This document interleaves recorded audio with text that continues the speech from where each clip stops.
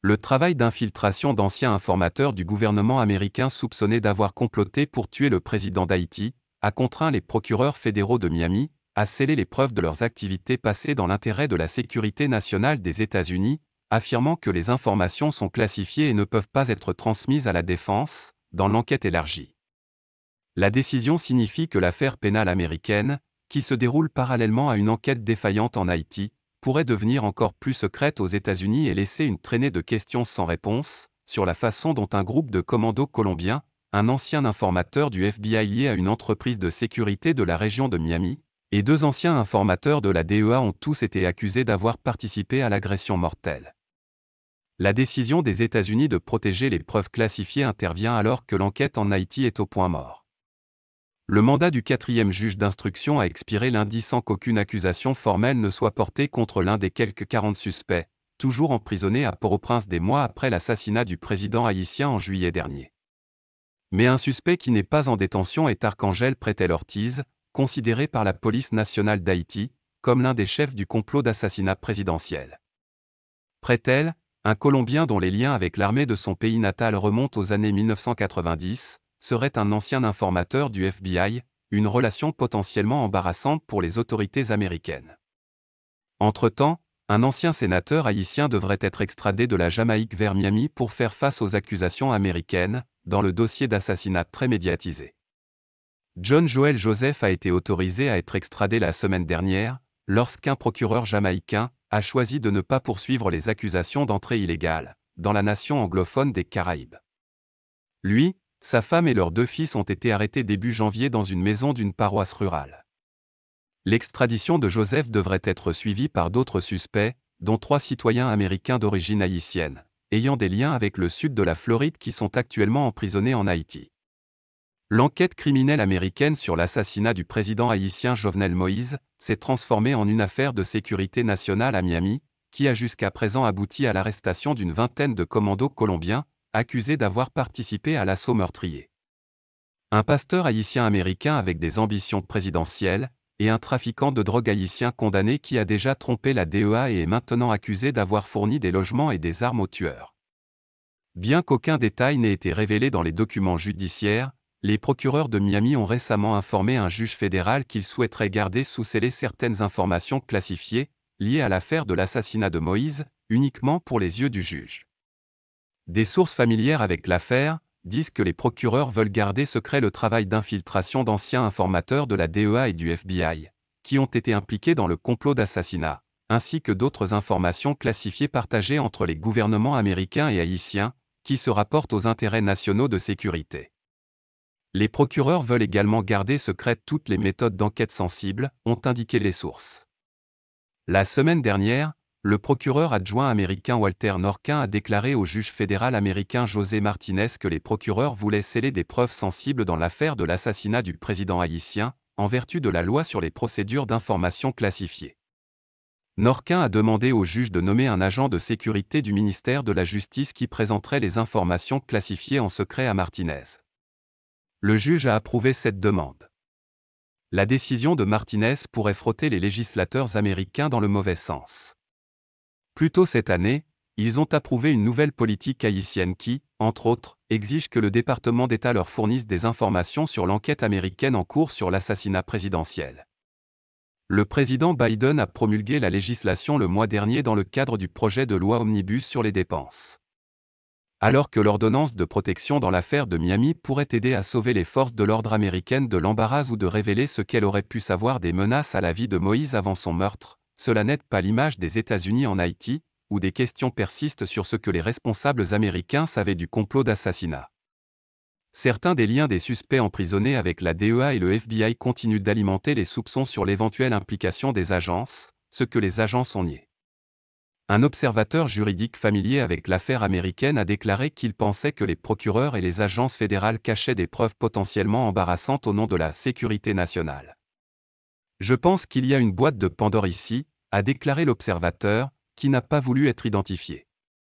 Dans la région du nord-ouest d'Haïti, que Moïse a visité des mois avant son meurtre, les sentiments de culpabilité des États-Unis dans son meurtre sont si forts qu'ils alimentent les sentiments anti-américains.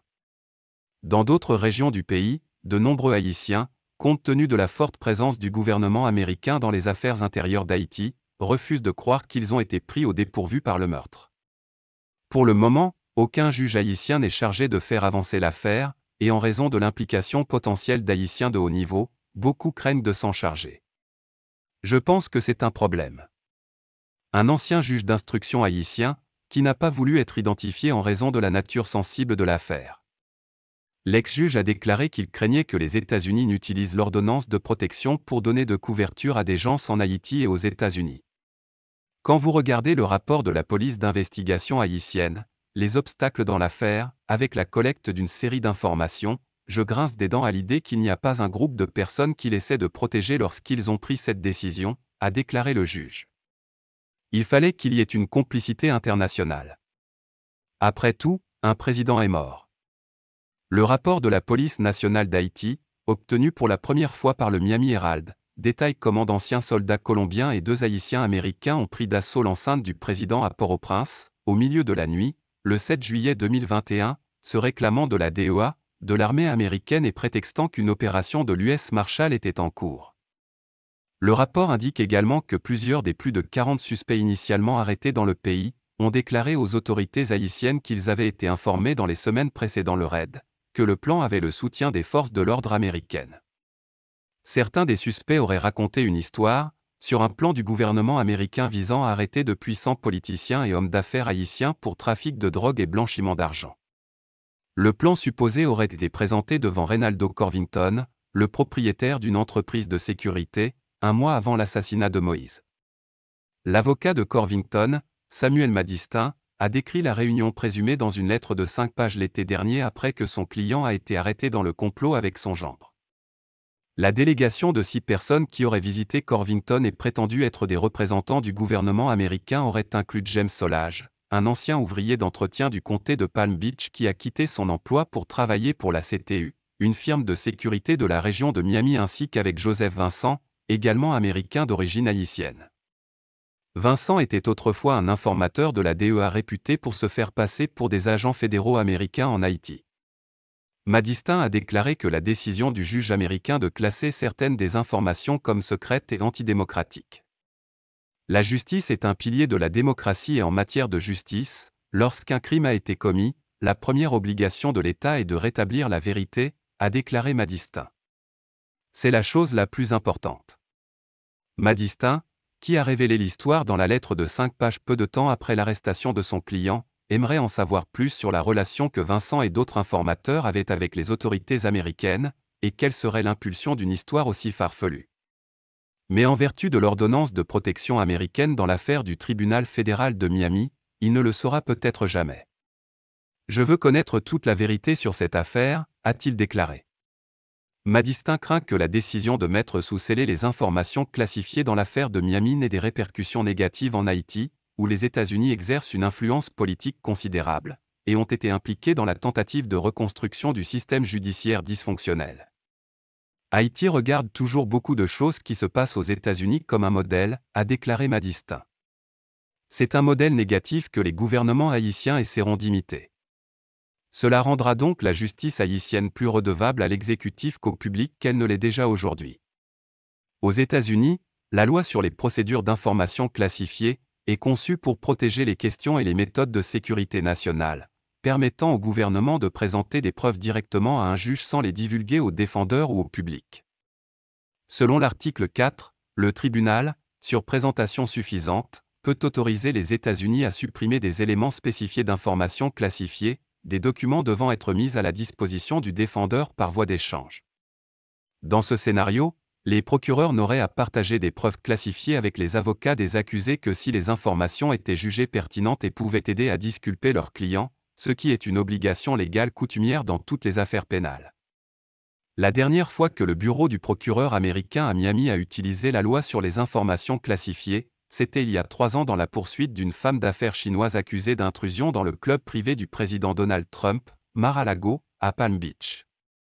Les procureurs ont cité des intérêts de sécurité nationale lorsqu'ils ont présenté des informations classifiées sur Eugene Zhang au juge, mais à la fin, son cas n'a pas atteint le niveau d'un acte d'accusation d'espionnage. Elle a été reconnue coupable au procès d'intrusion et de mensonge à des agents fédéraux.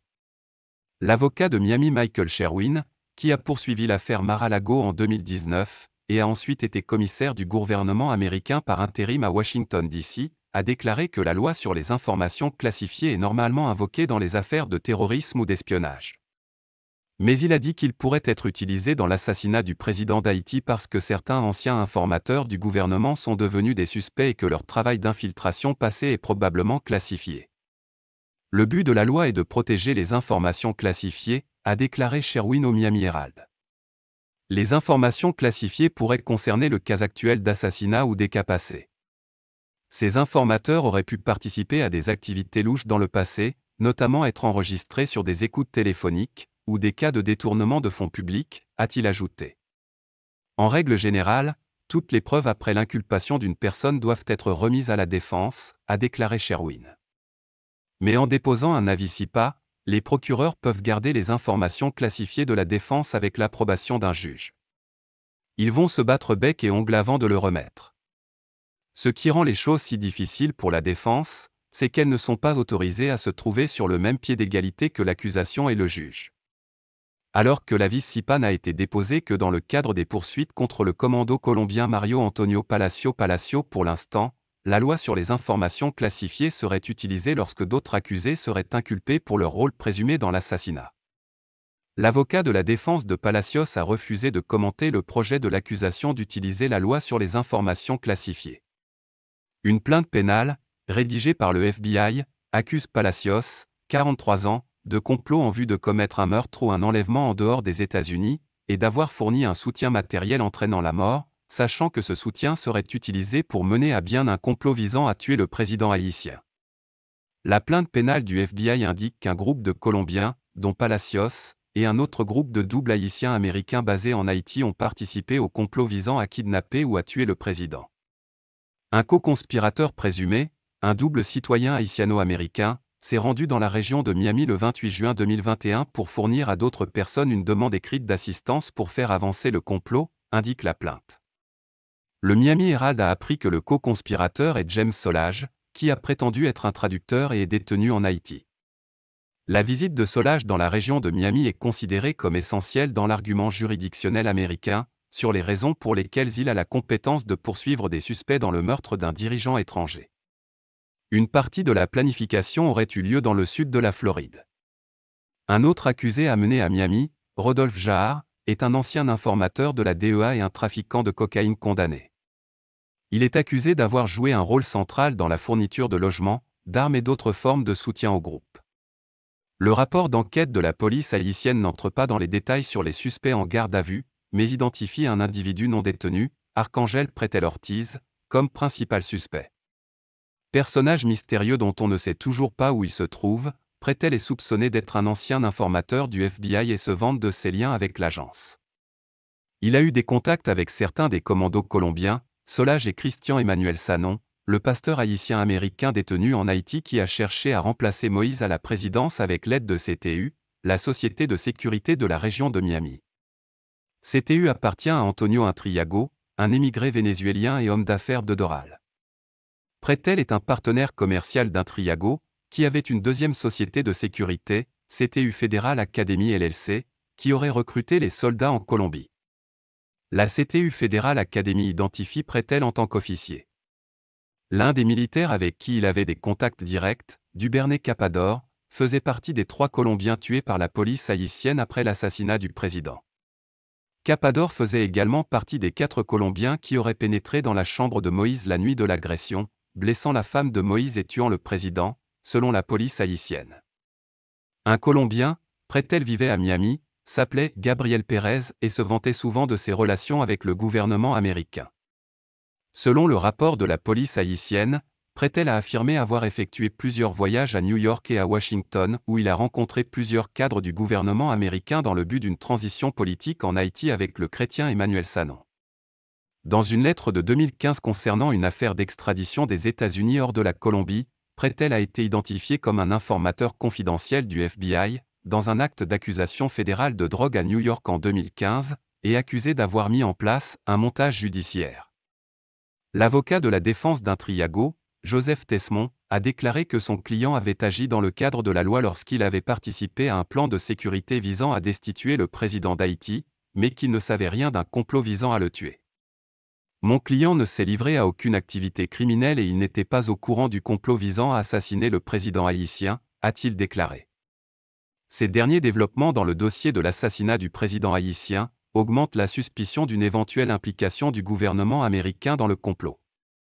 Beaucoup d'observateurs attendent la réaction du Congrès américain qui a ordonné au département d'État de faire la lumière sur ce dossier.